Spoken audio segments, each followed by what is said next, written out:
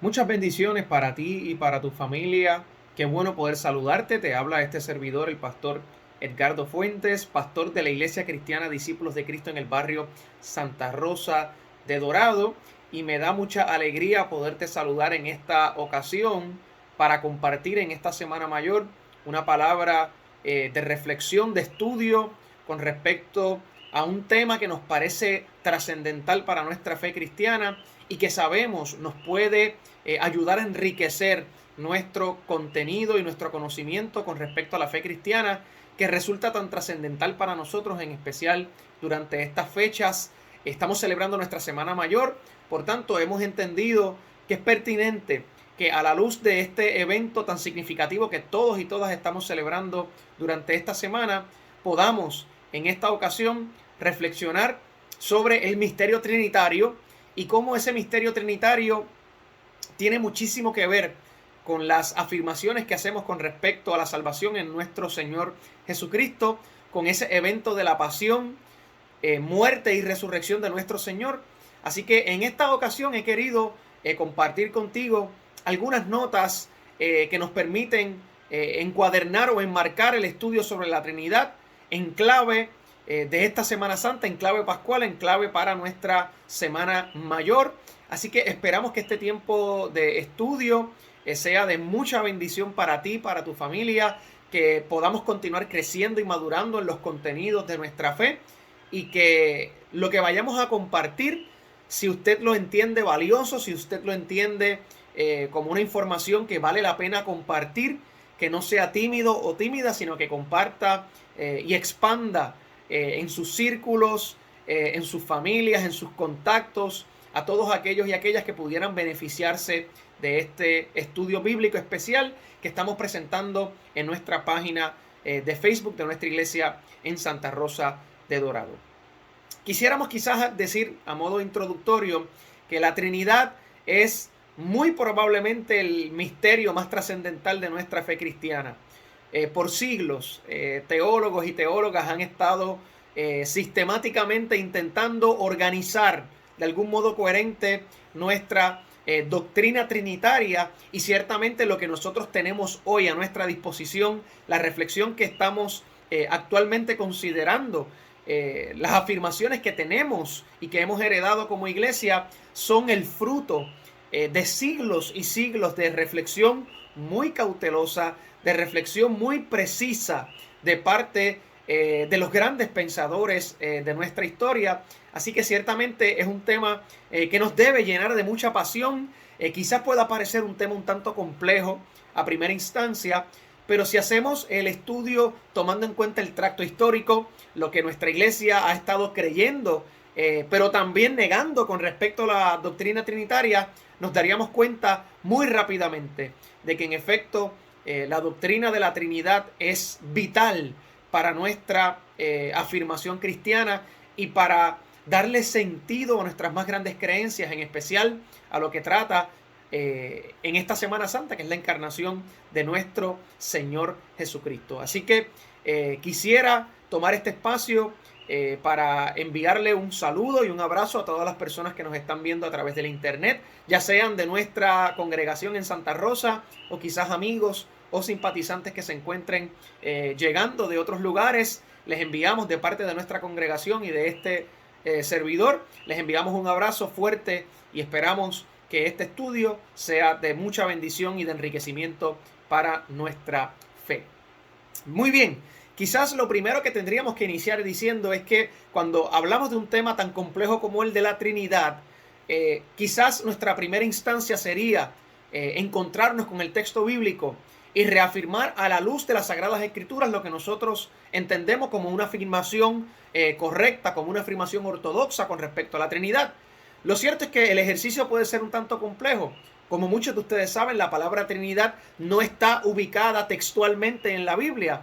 No significa por eso que no podamos desarrollar una doctrina trinitaria que tenga consonancia bíblica. Todo lo contrario, las Sagradas Escrituras, si leemos cuidadosamente los textos, si tomamos en cuenta la narrativa de la historia de Jesús, la forma en la que los evangelistas organizaron este material, nos vamos a dar cuenta de que tanto en el Nuevo Testamento como ya desde el Antiguo Testamento se iba configurando una visión sobre Dios que en efecto estaba expresada en tres partes: Dios Padre, Dios Hijo y Dios Espíritu Santo.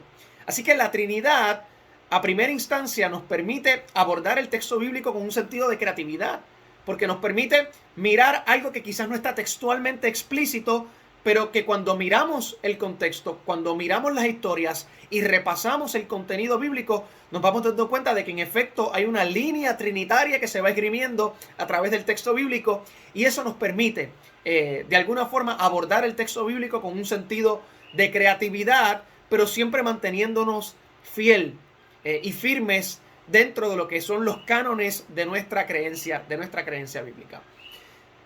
Se data quizás para los primeros 3 siglos de nuestra historia la reflexión quizás más precisa con respecto al lenguaje trinitario.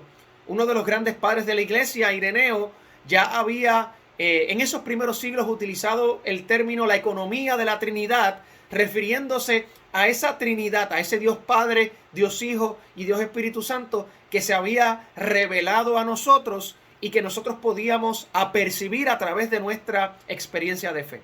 Claramente la Trinidad como un misterio es un misterio que podemos aprehender no solamente de forma intelectual, racional, sino también experimentar. Y de eso es lo que trata la economía de la salvación. La economía de la salvación no es otra cosa que la forma en la que ese Dios Trino se ha estado de alguna forma revelando a nosotros, autocomunicándose para que nosotros podamos recibirle y para que podamos entrar en contacto con Él. También dentro de el lenguaje de los primeros siglos se hablaba de la Trinidad inmanente. Se hablaba de la Trinidad que tiene que ver con Dios consigo mismo. Es decir, con Dios dejando a un lado quizás la creación, dejando a un lado la revelación al ser humano, sino cómo es que Dios habita en su propio ser.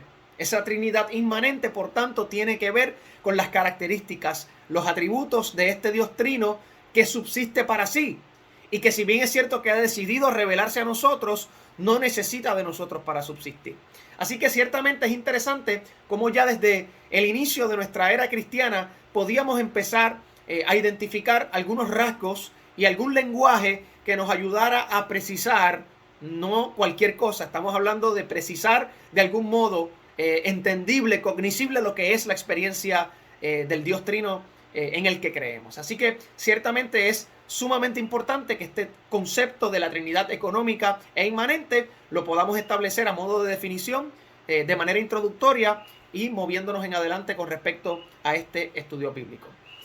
Algo que nos parece muy interesante es que si nos dejamos llevar por estas dos definiciones, la Trinidad económica e inmanente, estamos hablando de que entonces este Dios no solamente nos trasciende a través de su propio ser en la Trinidad inmanente, sino que este Dios también nos incluye Trinidad económica. Dios no ha querido vivir única y exclusivamente para sí, sino que Dios ha querido revelarse a nuestra vida. Por lo tanto, este Dios Trino tiene un poder comunicativo que es increíble y que nosotros tenemos que considerar como una primera buena noticia, como un primer evangelio. El hecho de que este Dios Trino ha decidido salir a nuestro encuentro y comunicarse contigo y conmigo. Así que es maravilloso ver cómo desde el inicio los padres de la iglesia estaban articulando una fe que nos ayudara a entender a este Dios no únicamente como ese increíblemente otro, sino también como un Dios que estaba constantemente en contacto con su creación y que deseaba entrar en contacto contigo y conmigo y relacionarse con nosotros a través de la fe cristiana.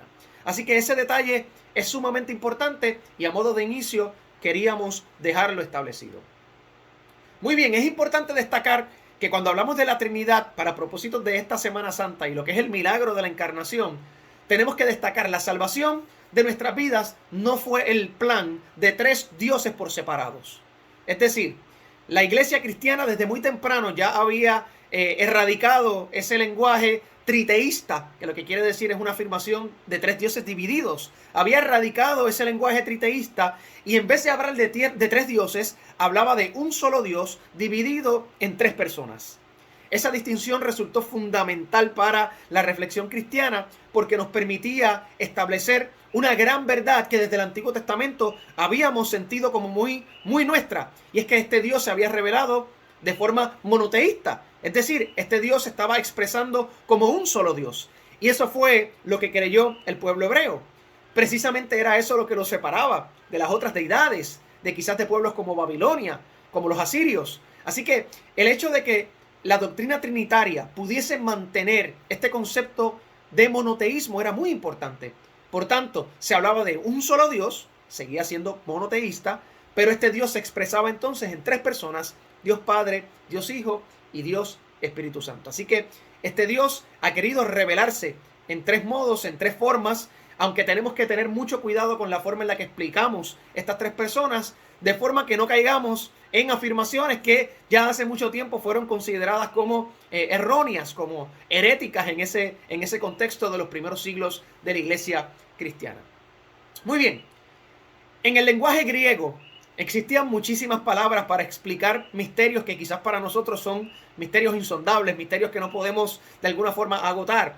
Pero hay un concepto griego que me parece importante destacar a modo de estos primeros minutos de introducción. Los griegos hablaban de una pericoresis, y los padres de la iglesia, en especial aquellos apologistas griegos que intentaban presentar la fe del evangelio como una fe que podía incluir la cultura helénica que estaba literalmente al mando de este contexto de los primeros 3 siglos del cristianismo. Los padres griegos, los padres apologistas, utilizaron el concepto de la pericoresis, que era un concepto que pretendía explicar esa gran comunión que existía entre estas tres personas de la Trinidad. Cuando hablamos de pericoresis, nos estamos refiriendo entonces a la manera en la que este Dios trino se comunica entre sí. Estas tres personas, a pesar de que tienen unas funciones en particular, siguen siendo parte de un solo Dios, pero este Dios se comunica consigo mismo y las tres personas están en continua comunicación. Hay una compenetración de las tres personas, y eso fue lo que quizás ese término de pericoresis intentaba recoger. Y es importante tener estas definiciones claras, porque las definiciones nos ayudan entonces a continuar de alguna forma desarticulando todo este discurso y hacerlo quizás un poquito más comprensible a nuestra fe. Pero sabemos que hay una distancia increíble de muchos siglos, y hay una distancia lingüística, geográfica, que también representa un reto, pero que nos sirve como base para esta reflexión. Ahora bien, para propósitos de lo que es la Semana Santa, hemos sabido ya y hemos estudiado que el Padre se revela, el Hijo se encarna y el Espíritu Santo está guiando a la iglesia naciente. Así que dentro de lo que es la historia pascual, la historia de la pasión, estamos viendo activamente a este Dios trino, un Dios Padre que se ha revelado para enviar a su Hijo, un Hijo que se encarna como segunda persona de la Trinidad en la persona del Jesús histórico, y un Espíritu Santo que es dejado a la iglesia una vez Jesús asciende a los cielos. Así que es interesante cuando miramos la historia de la salvación, la historia que tú y yo estamos celebrando en esta Semana Santa, nos damos cuenta de que incluye, presupone un lenguaje que es profundamente trinitario. Así que, como decíamos anteriormente, aunque quizás no podemos encontrar textualmente la palabra Trinidad dentro de nuestro canon bíblico, sí la historia de la pasión de nuestro Señor presupone, sin duda alguna, el movimiento de este Dios trino. Recordemos, un Dios, tres personas que se han revelado para darle continuidad a nuestro contexto, a nuestra fe, a nuestro pensamiento cristiano. Ya en esos primeros siglos, figuras como por ejemplo Marción, que fue catalogado quizás como uno de los primeros herejes de la iglesia cristiana, Marción había notado algunas disonancias que le presentaban unos problemas muy reales. Marción pensaba que el Dios del Antiguo Testamento era más bien un demiurgo y que no tenía absolutamente nada que ver con el Dios del Nuevo Testamento.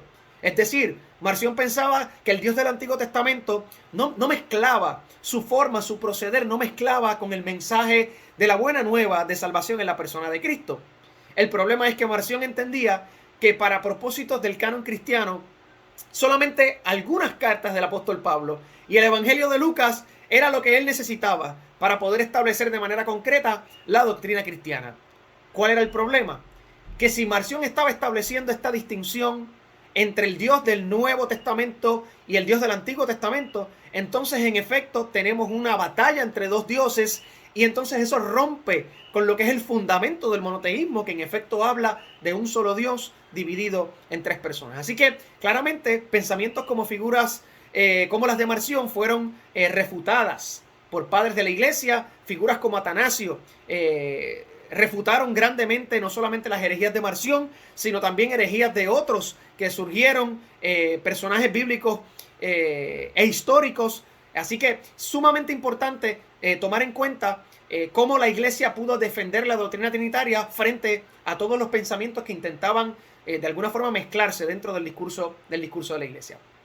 Muy bien, es importante también destacar que para propósitos de la Semana Santa, de lo que es la encarnación, el milagro de la encarnación, la muerte y resurrección de nuestro Señor, la salvación en Cristo no fue una improvisación o un cambio de parecer de parte de este Dios que ahora de repente había encontrado otro rostro en la segunda persona de la Trinidad. Si pensáramos eso, estaríamos dándole la razón a Marción, que fue condenado. En cambio, la iglesia lo que veía era un primer testamento, un antiguo testamento que ya iba revelando progresivamente el carácter de Dios, pero que ese carácter se iba a ver mejor ejemplificado, mejor explicitado en la persona de Jesús. Pero no se trataban de dos dioses, no se trataba de un Dios que había cambiado de parecer, sino de un Dios que tenía en su mente y en su corazón ya la salvación de la humanidad, y que esa salvación se iba a concretar de forma material en la persona de Cristo. Ya ese lenguaje es muy distinto. Y ese lenguaje de alguna forma se va acercando a lo que tú y yo creemos. El acto de la salvación a través de la persona de Cristo no fue un acto improvisado. Desde nuestra doctrina trinitaria pensamos que Dios desde la eternidad, ese Dios trino, en continua comunicación, en continua pericoresis, ya había pensado que nosotros éramos dignos de salvación. Por lo tanto, esa pauta es sumamente importante para nuestra reflexión teológica, porque nos permite salvaguardar también el carácter de nuestro Dios, los atributos de nuestro Dios como un Dios sumamente amoroso, sumamente compasivo, un Dios cuyo propósito es acercarnos a Él y acercar y redimir toda la creación. Así que ciertamente todo este lenguaje es muy importante que lo podamos precisar para que así podamos también continuar avanzando en nuestro estudio y en nuestra reflexión sobre el Dios Trino.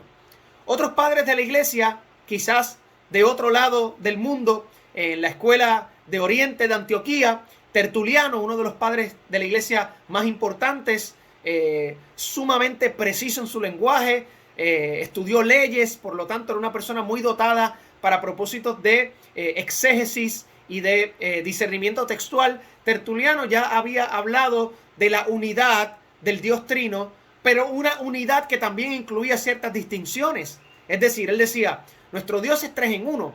El Dios Padre, el Dios Hijo y el Espíritu Santo se expresan como un solo Dios, pero hay una distinción entre las tres personas.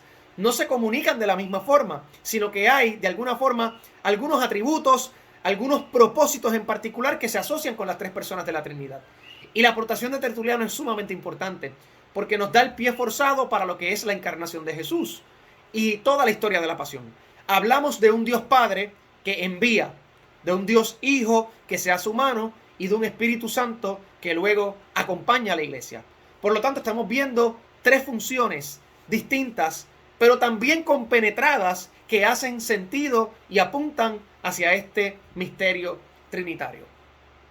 La mayoría de estas afirmaciones importantes con respecto no solamente a la Trinidad, con respecto a la naturaleza de Cristo, a esa doble naturaleza, a la fórmula que tradicionalmente tú y yo conocemos de que Jesús era completamente Dios, completamente hombre, se discernieron principalmente en dos concilios, el concilio de Nicea y el concilio de Constantinopla. El concilio de Nicea en el 325 y el concilio de Constantinopla en el 381.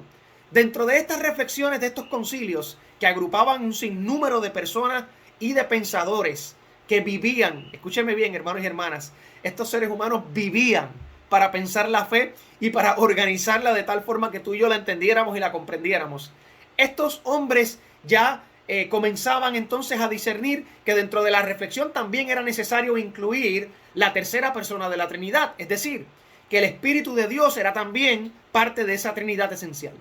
Y ese lenguaje es sumamente importante porque se añade ese tercer componente trinitario que en ocasiones tú y yo olvidamos al hablar de la fórmula trinitaria. En ocasiones damos mucho énfasis al Dios Padre y Dios Hijo y olvidamos de que en efecto ese espíritu que desde el Génesis estaba paseando por las aguas es también parte del ser mismo de Dios y que ese espíritu es un ser divino.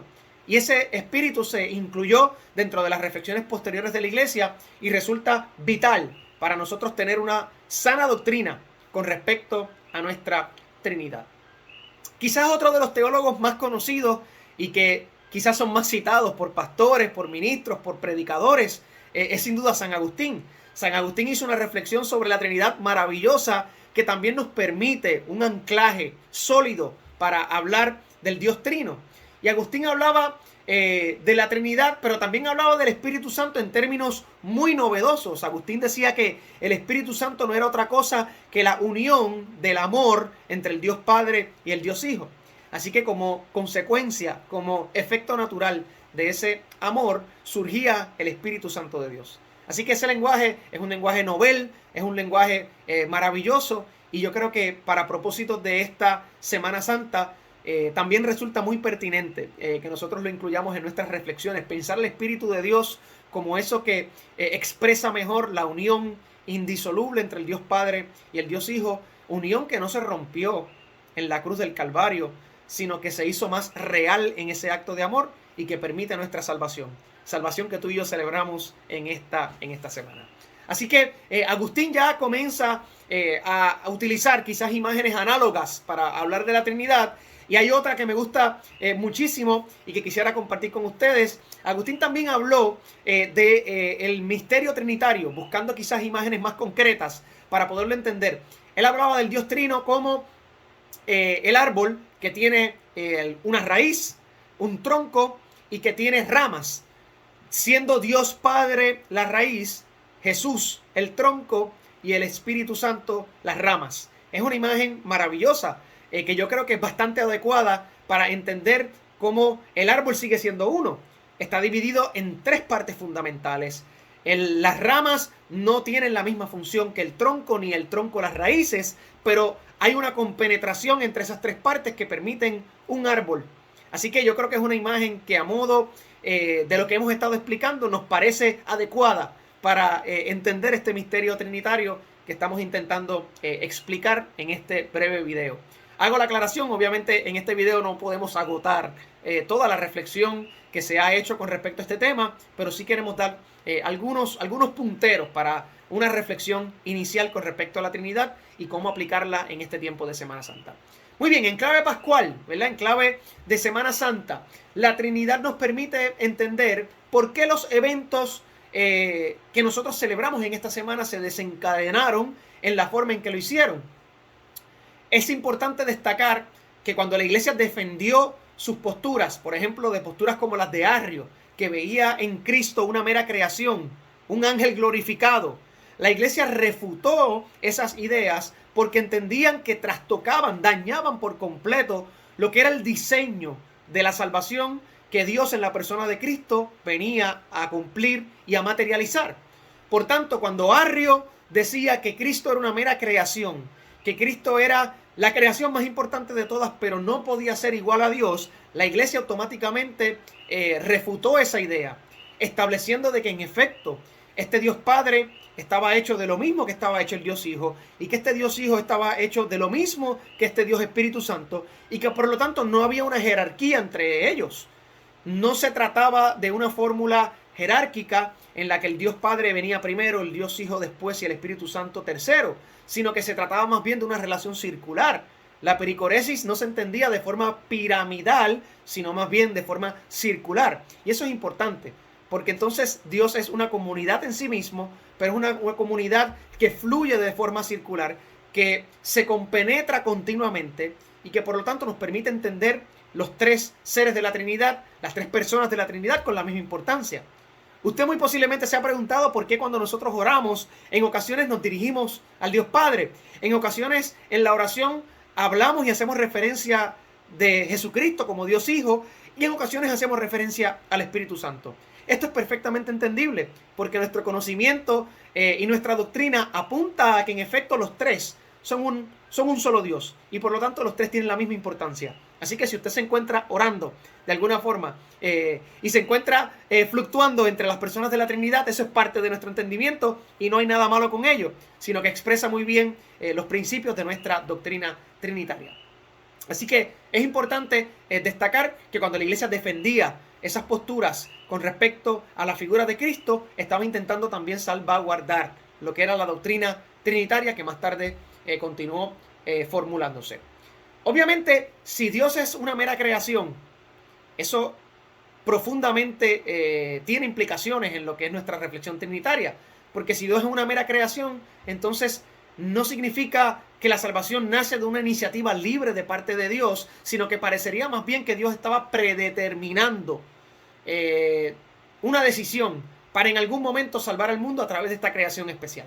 Y ese lenguaje de predeterminación no es un lenguaje que usualmente tú y yo asociamos con la decisión libre de parte de Dios de salvarnos en la persona de Cristo.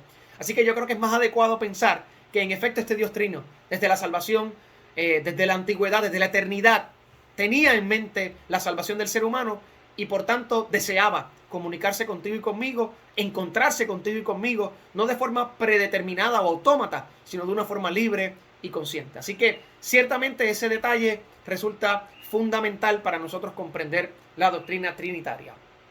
Muy bien, cuando hablamos del Dios trino, estamos hablando de un Dios que es comunión en sí mismo y que por lo tanto, al ser comunión en sí mismo, nos invita a nosotros, sus hijos, los creyentes, a también vivir en esa comunión. La comunión es un aspecto fundamental de la Trinidad porque esa relación de pericoresis de Dios consigo mismo, esa relación circular que hemos estado hablando, tiene implicaciones para la forma en la que nosotros nos entendemos los seres humanos y nos entendemos también con nuestro prójimo. Nuestro Dios es comunidad y es una comunidad sumamente balanceada, comunicativa, abierta, no jerárquica. Y yo creo que ese también es el modelo que Dios tiene para nosotros como sus hijos y también como representantes de Cristo en la tierra. Así que sería muy interesante que nosotros hiciéramos un análisis de cómo entendemos la unidad cristiana en base a esa unidad del Dios trino, que yo creo que sirve como estándar perfecto para nuestra reflexión. La cruz, entendida desde la Trinidad, ya que nosotros nos estamos acercando poco a poco al evento de la cruz este próximo viernes, la cruz es un evento que revela la comunión del Dios trino. Recordemos que según nuestras sagradas escrituras y según nuestra doctrina cristiana, nuestro Señor Jesús no se levantó por sí mismo, teniendo el poder para hacerlo, como segunda persona de la Trinidad encarnada, teniendo el poder para hacerlo, no lo hizo, sino que prefirió confiar en el Dios Padre, confiar en que ese Dios Padre, a pesar de que él había exclamado, ¿por qué me has abandonado?, nuestro Señor tenía en su corazón guardada la convicción de que su Padre lo levantaría. Y eso no es otra cosa que esa maravillosa comunicación entre el Dios Padre y el Dios Hijo que no se rompía ni tan siquiera en el evento de la cruz. Y en efecto, la resurrección no es otra cosa que la validación de esa creencia de Jesús. En efecto, nuestro Dios Padre no abandonó a su Hijo en la cruz, sino que lo validó, lo redimió en la resurrección. Por tanto, ese detalle es sumamente fundamental.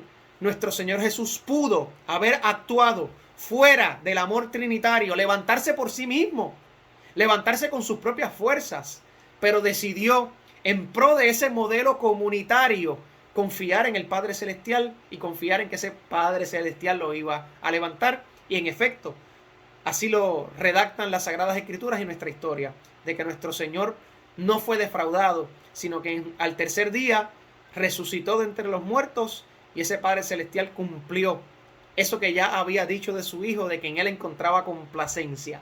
Y la resurrección es la validación perfecta de esa complacencia. Así que es sumamente interesante. Hay teólogos que piensan que quizás la Trinidad sufrió un quiebre en la cruz del Calvario. Teólogos como Jürgen Moltmann, por ejemplo, un teólogo alemán muy importante, destacaba que el evento de la cruz fue el único evento en el que quizás hubo un quiebre de esa Trinidad. Pero al parecer lo que verdaderamente estaba ocurriendo es que a través de esa separación física de la muerte terrenal, realmente lo que se estaba haciendo era creando una unión inclusive mucho más fuerte, ya que Jesús no sería vencido por la muerte, sino que sería validado en vida para también entregarte vida a ti y vida a mí. Y eso es parte, hermanos y hermanas, de lo que usted y yo estamos celebrando en esta semana maravillosa. Así que ciertamente la confianza que muestra el Maestro para su Padre Celestial valida claramente esta comunicación trinitaria, pero no solamente eso. El tercer aspecto de la Trinidad, este espíritu que una vez Jesús resucitado es dejado en el evento del Pentecostés a la iglesia, es lo que da el inicio de esta maravillosa fe que tú y yo creemos y que tú y yo afirmamos.